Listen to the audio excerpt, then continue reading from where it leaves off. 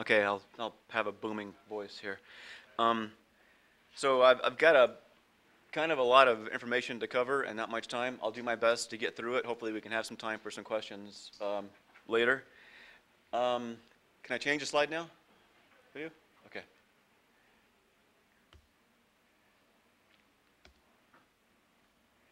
So Cyber Locksmith is just basically a company of one. That's just me. Um, but it's a cool name. I liked it. Um, what I'm going to talk about is, first of all, I want to thank you all for coming to the presentation. I know you have a lot of choices available to you, and I'm honored that you chose my presentation. So what I'm hoping to offer here is basically a black box type of approach. I'm not going to make any assumptions about what your web application security effort is, where you are, if you're just getting started, if you're along. What I'm hoping to do is just share with you what's worked with me in terms of a roadmap and kind of communicating all the steps that are involved with securing web application and maybe some of the hurdles that you may have in terms of going up against maybe some traditional security folks that don't quite understand the specific needs of web application security.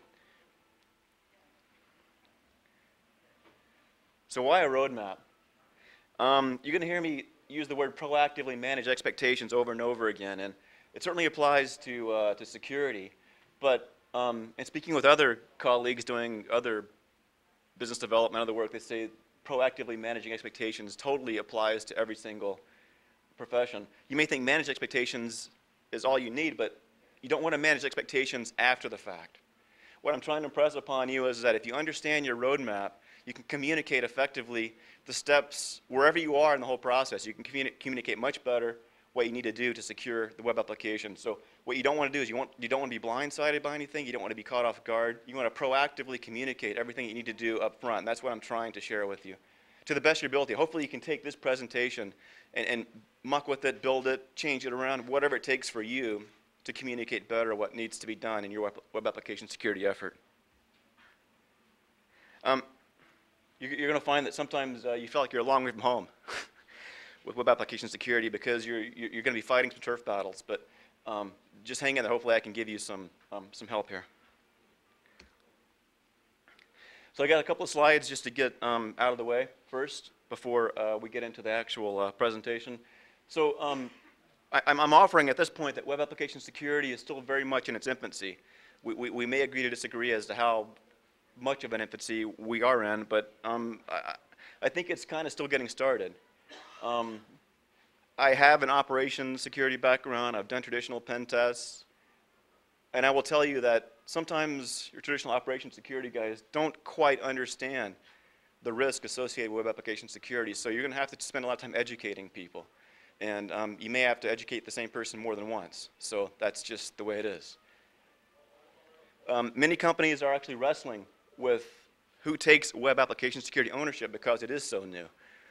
You may find yourself being the person who now has ownership of all web app security in your company or wherever you are. And you may find yourself wrestling with some decisions that were made before you took on that responsibility. So I'm hopefully going to offer you some ways to kind of step back and make sure that you don't miss the foundational pieces that you need to be working on in order to be successful. There's no clear separation right now between web application security stops and operations security begins. This is what I find to be the biggest struggle. Sometimes the operations security guys may feel threatened by your focus on web application security. They may feel like you're coming in late in the game and telling them what to do, but the reality is that some of the operations security decisions that were made a while ago may not have been consistent with what you need if you're focusing on web application security. So it's just something to think about. The audience, if you or your company doesn't quite understand how to manage web application security risk, you are the one that's been assigned ownership of web application security and you're not exactly sure where to begin. Maybe you're engaged in a turf battle with operations security or other guys. So I'm hoping to help you there. And again, you need to proactively manage your expectations because you don't want to be blindsided at any point in the process. I'm hoping to let you know that you're not alone if you think that you are having these problems, because a lot of us are wrestling with these same problems every single day. Web application security is very new still, even though it's been around for a long time. Web apps aren't going away anytime soon. So if you are a talented information security person, web app security is really where you need to be, I think. We're looking for more of the brightest minds to be in this area. If I can offer a roadmap for the next steps, hoping that will help you build the confidence of your peers and, more importantly, your management. I'm going to offer you some vendor solutions for various steps along the ways, and I'll try and pull some numbers that you can do for your CapEx and other budget type of expectations, just so you've got some ideas about how to approach that. The key is, again, proactively manage the expectations of senior management so they know all the steps that are involved. And I'm really here to help you succeed. Okay, no vendors were harmed during the making of this presentation. All I'm trying to say here is that this presentation is vendor agnostic. I know a lot of the vendors, I know the reps. You will end up relying on the vendors. There's a lot of religious battles out there about whether WAFs are mature enough yet. I venture to speculate that they are mature enough and they will help you immensely if you find the WAF that's correct for your environment. So again, I am vendor agnostic. There are certain vendors that will work better for your environment than other vendors, than other environments. So just make sure that you look through the vendors that I present to you and find the one that's right for you. This, I think, is the most important slide, even though it's probably the least information on it. Because basically what I'm trying to say here is that if you look on the, I've chosen to present what I'm hoping to tell you here in a way that if you look at above the line, this is building a foundation. You can use the analogy of building a house, if you will. I mean, it doesn't make any sense to be working on the second floor windows if you haven't actually poured the foundation correctly. You can do the stained glass window of the second floor while you're pouring the foundation. If you actually want to overlap, that's fine. But all I'm trying to say here is that unless you build a foundation, unless you do the items that are listed above the line first, you're always going to be running the risk of not being as successful as you can be. And this really isn't rocket science. This is basically pretty simple stuff. First thing you want to do is, if you're coming in late in the game and there's some decisions that you have to make and you don't really know where you are, you know your pants are down, but you're not sure if they're down to your ankles, maybe they're down to your knees. You don't really know how far your pants are down. So you have to look at you have to figure out where your application vulnerabilities are. You have to find them. If you can't find them, how can you fix them? So first thing you do is you have to find them. And then you have to address them. And I'm going to offer some solutions about how you go about addressing them. And once you find them and you address them, you want to monitor for new ones. This isn't rocket science. I'm just trying to flesh out the simple tasks so you understand you don't miss anything. And then you want to decide upon a threat classification framework. This is kind of critical because at some point you're going to have to communicate to the rest of the team and the rest of security folks how you classify a specific risk. And it's going to be probably some multivariable equation. I happen to really like, I'll talk about the Web App Security Consortium's threat classification scheme. I actually like that one, but you can choose whichever one works for you. And then develop a web application incident response plan. This, I think, is key, and I'll talk about this more later. So on the bottom half, I have internal projects. And what you're probably finding is that you don't have as much time to focus on the foundation because you're putting out fires, and there's fire drills, there's all kinds of stuff happening, and there's people that want you to work on internal projects specifically right now. You can do that, but make sure that you also focus on the foundation. And don't let all the distractions hamper you from working on the foundation, because that's the only way you're going to be successful. So I list, you can choose your own internal projects. I've just got some buckets here. Scope and prioritize your internal web app specific projects. Increase security awareness, which you should be doing consistently. Threat modeling and data flow diagrams, totally awesome stuff. But don't let them distract you right away from all the foundational items. But if you can start those right away, it would help you. Manual code reviews. There was some discussion among my peers about whether manual code review should be on the foundation piece and above the line. And what I'm basically saying is that you may not receive the benefit of a manual code review for a few months down the road or a few release cycles down the road. So what I'm trying to offer in the building a foundation is how you can get the most immediate bang for your time and effort. And there's other possible roadmap items to consider, which I'll talk about later as well. So find web application vulnerabilities. You'll see in the bottom right corner there, I've got build a foundation that just lets you know that we're still talking about the foundation, about the above the white line tasks. If you're finding web application vulnerabilities, you need to recognize there's going to be an automated component and a manual component. This basically advertises the fact that web application security is still so much in its infancy. You're not going to be able to get away with just automatic only. You're going to have a manual piece, because only a person's going to be able to do logic errors and other errors inside of a web application that a scanner is not going to be able to find for you. But in terms of automated component, it's critical that you find the automated web security assessment or scanner or whatever you want to call it. Make sure that you find the one that's correct for your environment. If you're .NET, there tends to be scanners that work better for Microsoft environments. If you're a J2EE, there tends to be scanners that work better for those environments.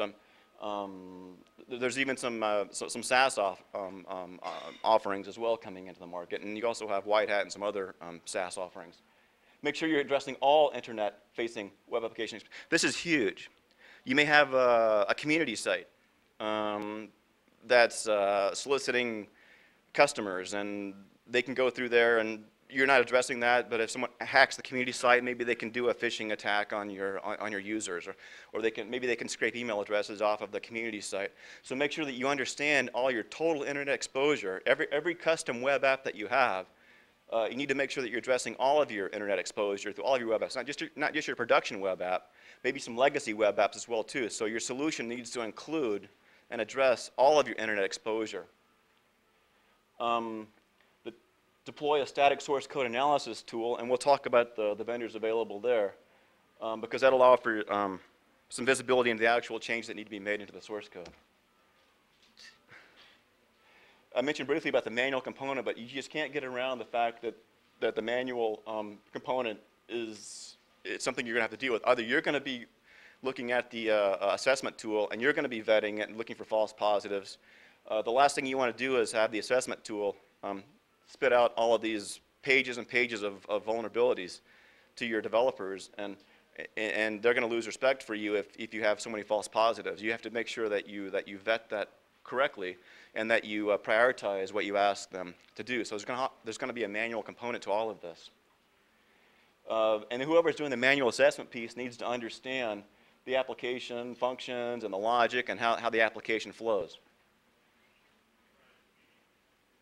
Make sure that if you haven't already done so, that you integrate a peer code review and a manual review, probably as you're checking in.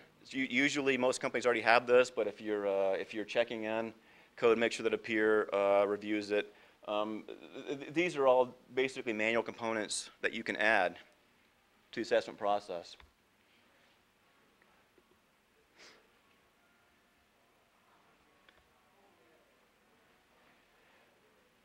So here I flesh out some of the assessment vendors.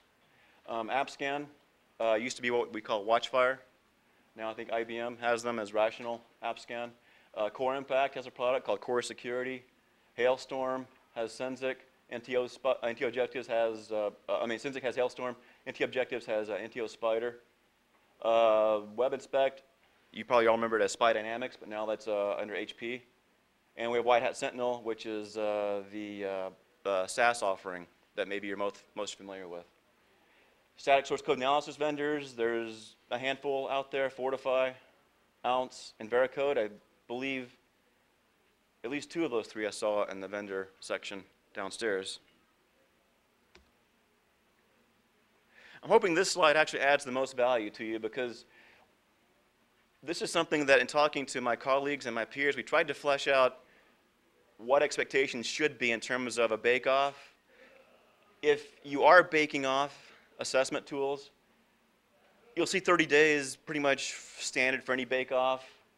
You can conduct multiple vendor assessments at the same time. It's going to be, it'll probably take up most of your time if you're conducting multiple assessments at the same time, but you may want to just take 30 days and just assess as many tools as you can.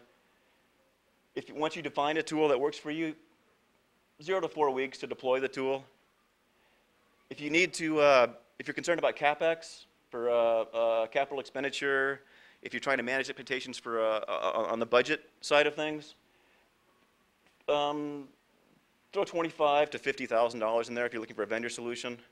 It's just rough estimates. But again, what you don't want to do is come in late in the game and say, this is, what you want to do is you always want to say it's going to cost more than it actually costs. This is what I've learned over my years, right? So you don't want to come in late in the game and say, okay, we budgeted this much and it's going to cost more. So you want to come in higher and then come in lower than expected.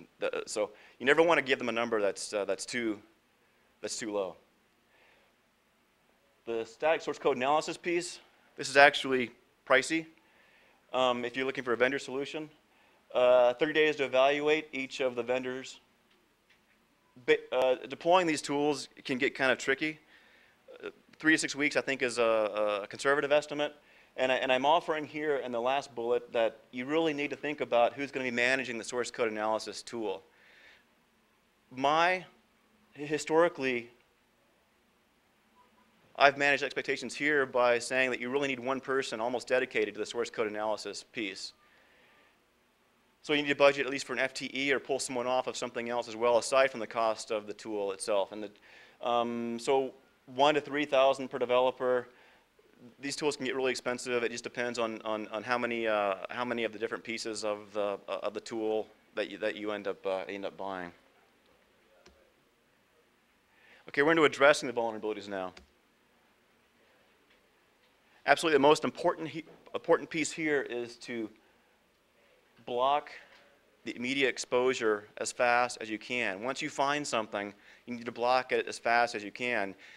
There's ways of blocking it without having to fix it in the code level. If you find 100 vulnerabilities, 100 cross-site scripting vulnerabilities, it's going to take a long time to divert the developer's attention away from their current activities to address those. So just make sure that you're working to address your vulnerabilities as fast as you can. Web Application Firewall, I submit, will actually help you in this regard. If you find the correct web application firewall that's correct for your environment, it will buy you the time to more, not necessarily leisurely, but to fix the source code within the constraints of your developer's current schedule. So in theory, it blocks the exposure in the web app, and it buys you more time to fix it at the code level. After you block the immediate exposure, then you can start looking a little deeper and trying to actually fix the code level pieces. The Web App Security Assessment tool will help you in finding the specific code level changes that need to be made, but the static source code analysis tool will point directly to those changes. One thing that might be useful is as you're scoping out the vendor solution for you is figure out some way or talk to the vendors that you're discussing for a code analysis piece. How can you actually have the code analysis piece talk to your bug tracking system? I mean, if you're finding vulnerabilities and you have this disjointed workflow after you actually find the problems, that doesn't help you so much because you're basically adding more work to the whole process. So all I'm saying is that the evaluation of the tool is incredibly important, but don't think about it in terms of what works for you right now. Make sure you address how this is going to work into your workflow. How is it going to work into your development process down the road?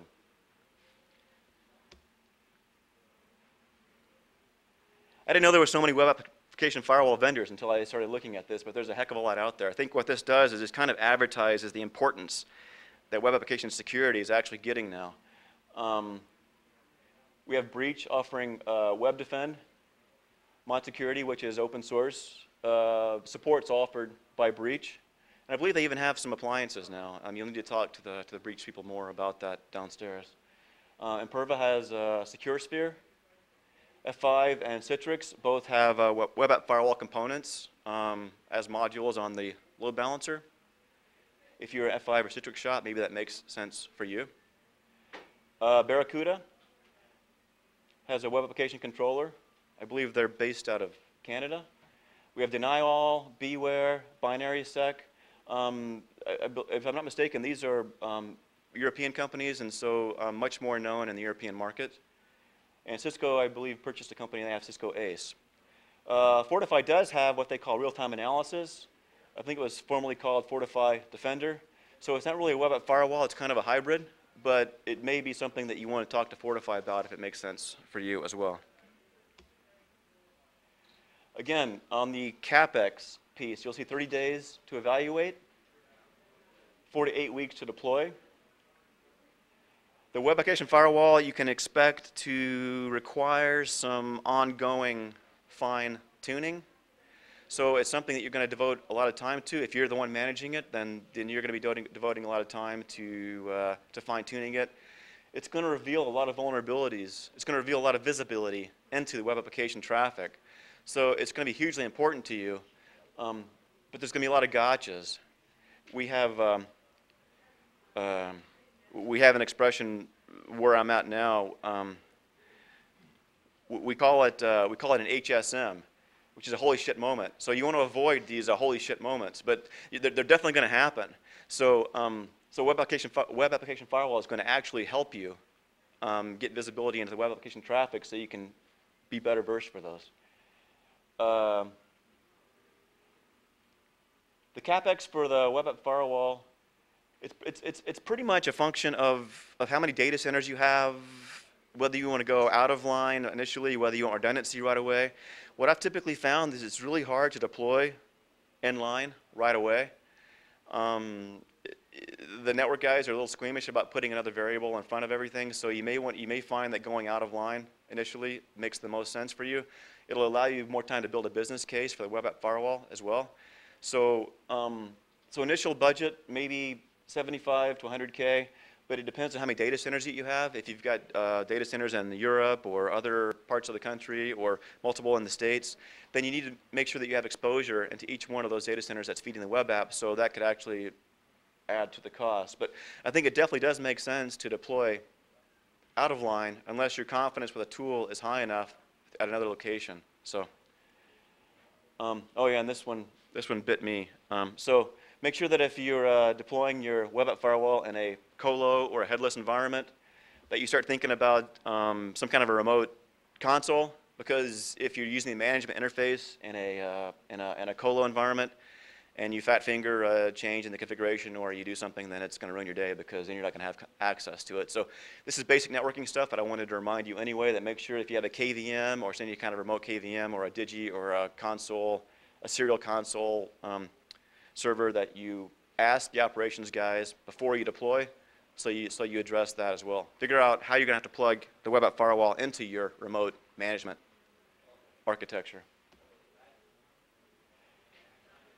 WAFrefuse.com, that's a site that when I was doing the Bakeoff, I was frustrated that there weren't any, there wasn't a lot of publicly available objective information. Typically you'll sign an NDA with the WAF vendors when you come in and do a Bakeoff.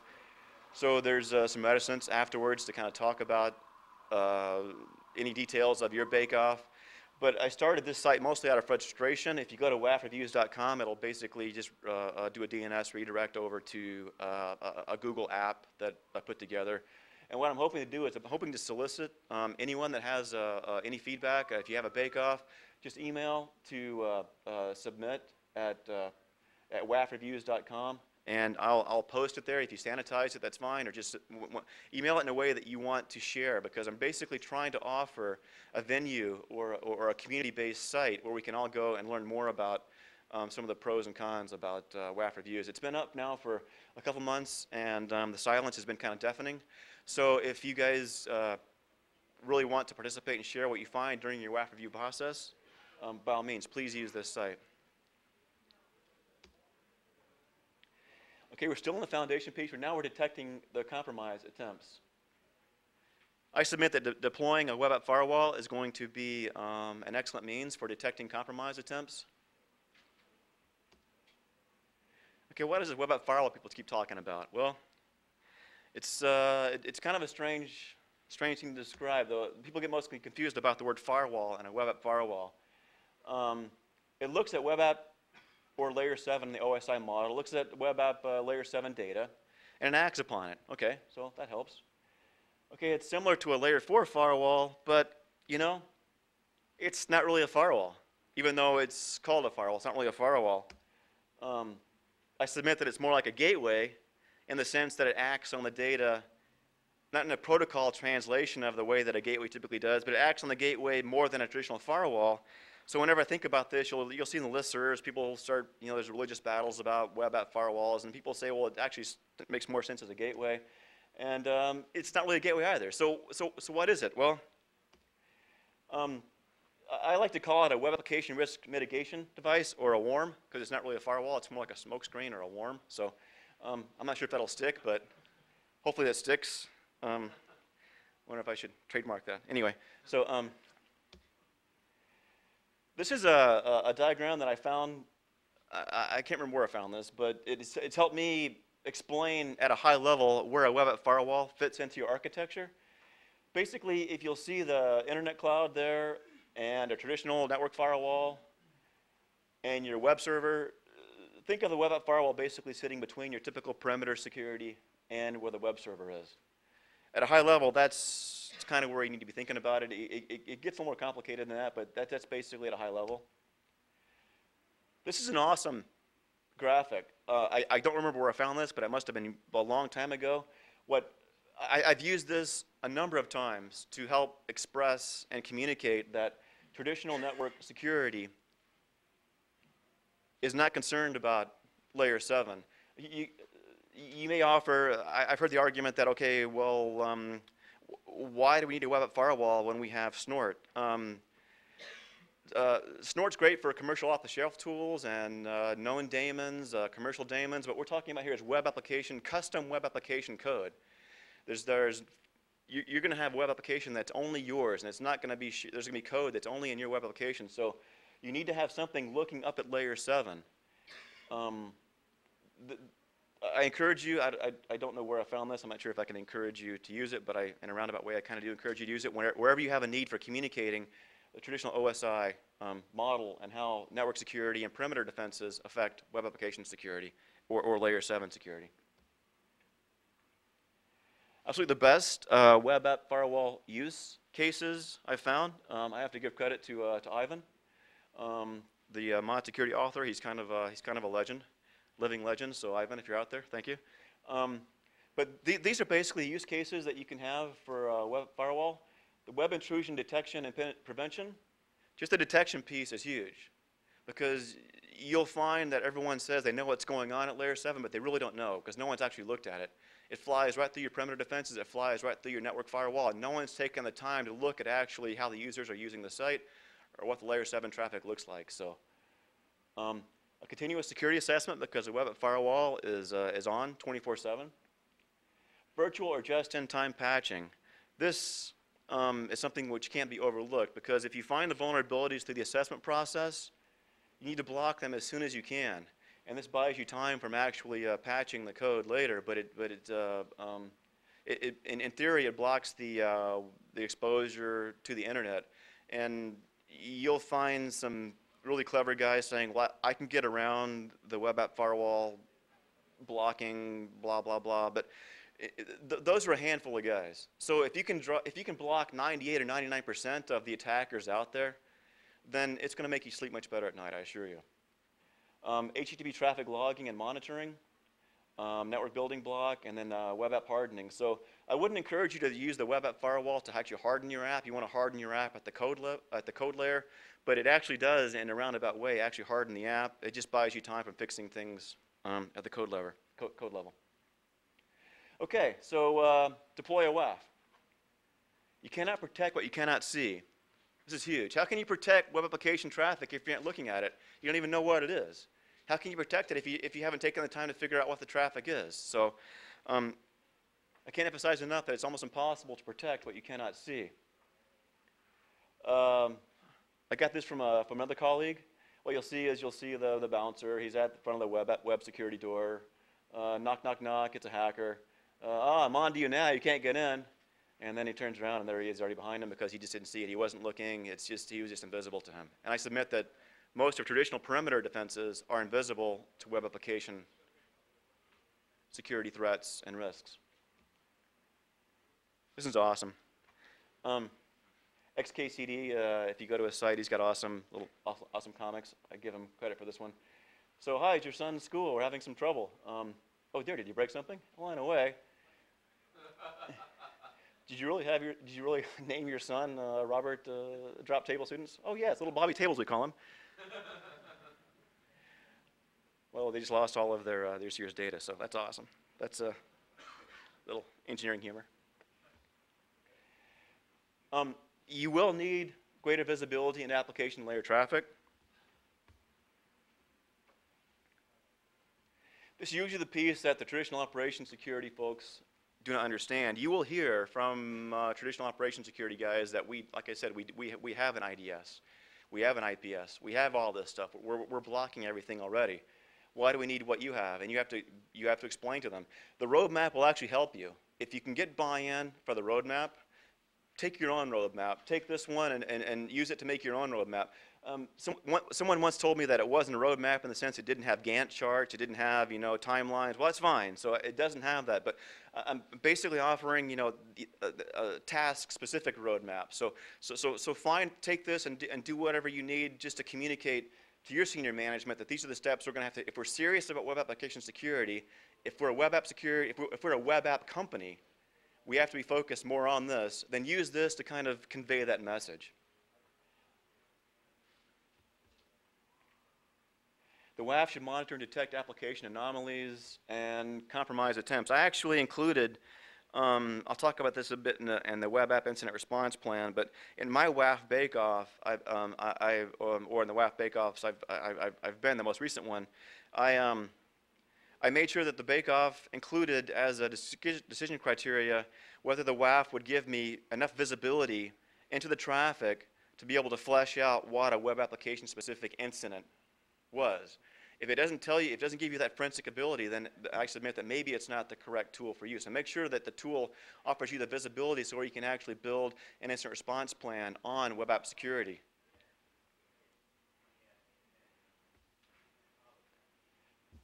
As the WAF market matures, if you've been around security for a long time, you kind of saw this already in the layer 4 market. You saw that firewalls came out, and then you had IDSs coming out, and then you had the border routers, and then all of a sudden they start talking to each other. If the IDS finds something, he sends an alert immediately over to the border router or whatever.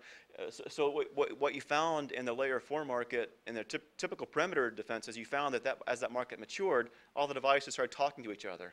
I submit that we're going to see that as well in the layer 7 market. We're starting to already see it. White Hat talks to F5, and Perva has an API out. So everyone, over time, what you'll find that these tools will talk to each other in a sense that if the assessment tool finds a problem, then it'll communicate immediately to the perimeter, and maybe you'll block 0 days or O days or whatever you want to call them more quickly. So make sure that when you look at your vendor solution, that you're aware of how the vendor climate may mature, and make sure that that's consistent with what your architecture has. The tricky part here is that you may need the operations security guys to deploy the WAF because they're going to be dropping it into your data centers, and you may be the guy that's making them look bad, so they may not actually want you to succeed. So you just need to be aware of that.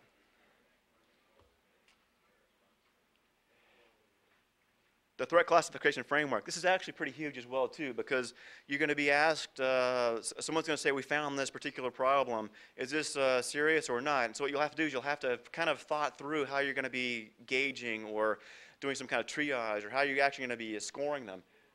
5 minutes left? Yeah. Oh, shit. I knew I had a lot of stuff. I mentioned I like the WASC scheme, but Owasp also has some other stuff as well too. Web App Incident Response Plan. This is huge. If you're not looking at web application security in a way that's going to actually offer you visibility into what an incident is, you need to kind of be rethinking how you're looking at web application security. This is something you may have to think about this for a while, but everyone has an incident response plan. You just go, you download it, and you have a little checkbox. It meets all your compliance concerns. No one really has fire drills. No one has anything. I'm saying that you need to actually give this a lot of thought. You need to figure out what in your web application could qualify as a web application incident, and then you figure out have a predetermined type of response to that incident. This will save you from being blindsided along the way. and it'll also build confidence in your organization and in your management as you're overseeing the web application security effort. Webapir.com is another community site which I kind of started. It redirects to another Google site. So if right now, if you're interested in doing this, send an email to Joe at Webapir, but that could very well be your name at Webapir. I don't really care. If you want to be involved in this, you could be Bob at Webapir. I'll give you an email address if you actually want to be involved with getting more visibility in Webapir.com, because I think it's going to be something which is huge in the future. Okay, finally we got to the internal pieces. So you can basically input anything here that's appropriate to your environment. Again, I can't impress upon you enough that don't let these internal projects distract you from building the foundation. If you don't build the foundation, you're not going to be successful. Go ahead and work on that second floor stained glass window, because at some point you're going to need that. But unless you're pouring the concrete, unless you're building your framing, unless you're building the house correctly, you will get burned. And so just try and make sure that you communicate to everyone that these are all totally important things. You know, with the remote development, looking at source code, the web services, all these types of things are totally important things to be concerned about. But you need to make sure that you're focusing on building a foundation. Security awareness is something that you should be doing basically every day, or having ongoing presentations. Hackathons are awesome. Development training, I use Java Black Belt because I come from a J2EE shop right now. Just make sure that you are the security evangelist. You try and get everyone to start thinking like an attacker. Threat modeling and data flow diagrams, these are totally awesome. They'll actually incorporate more into your designer views as well at the code level. This is something which you can grow into. It's a bit of a pain to get started, but you'll find that it'll realize huge benefits down the road. I think I'm running out of time. Manual code review, so bring in an outside expert. This is going to be pricey.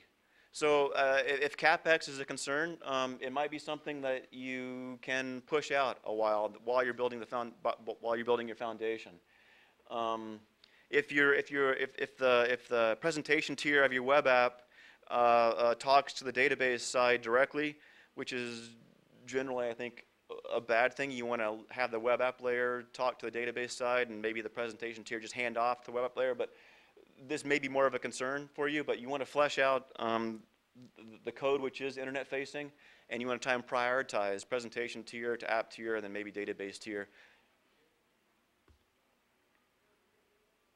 These are the other roadmap items to consider section. I kind of threw these bullets up there. These are things that you need to be aware of. DDoS attacks, I think Web App Firewall will offer some visibility into this, but it's not clear that you'll need some more help on a DDoS attack. You don't want to have the web app taken down from a DDoS attack while you're building the trust of your management with your roadmap. So it's just something you need to be aware of. Maybe it's something that you want to prioritize higher than I have here, but just take all these pieces and work them, that works best for your environment. Anti-phishing, maybe this is a concern for you, maybe it's not, but you don't want to have a spear phishing attack on your customers or a spear phishing attack on your users. The security center, what I'm saying here is that it's just basically like if you go to PayPal or you go to eBay or other sites, they've got a security center. I submit this as just a way of kind of an update site for your users to kind of keep them abreast of maybe what you're doing in terms of security. So the security center I talk about here is just an internet-facing way of communicating any risks or however way you choose to use it, but it builds confidence in your users or in your customers because it shows that you're actually serious about security. And then metrics. Metrics is a whole new presentation. Web application security metrics are probably more immature than web application security in general. Any information security metrics, but that's a whole presentation on itself as metrics. But it's something that you need to make sure that the vendor solutions that you buy and your entire roadmap needs to basically offer you the granularity to measure the progress that you're making. And that's the sense I'm using the word metrics here, because you want to make sure that you can actually show your progress that you're making in your effort. So how you include that into your own roadmap is up to you.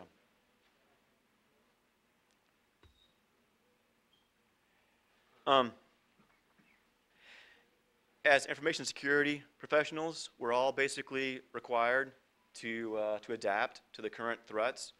I submit to you that web application security is where we all need to be, because web app security is not going away.